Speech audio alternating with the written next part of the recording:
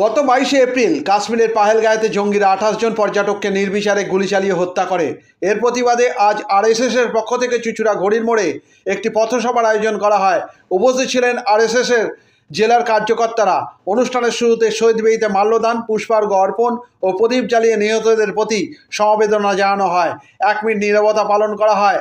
পরে আজকের এই অনুষ্ঠান সম্পর্কে জানান আরএসএসের প্রচারক অর্ণব পাল। চুঁচুড়া থেকে প্রবীর ঘোষালের রিপোর্ট। নদী পেরিয়ে মালদায় আশ্রয় নিয়েছে, আমরা সকলেই জানি।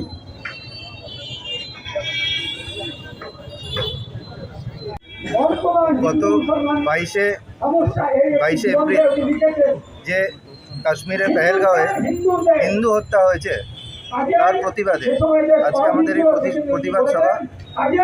এবং মুর্শিদাবাদে কিছুদিন আগে যেভাবে হিন্দুরা ঘরছাড়া হয়েছে তাদের প্রতিবাদে, সেই ঘটনার প্রতিবাদে আজকে আমাদের প্রতিবাদ সভা। কি করলেন আজকে প্রতিবাদের সময় কি করলেন আজকে? আজ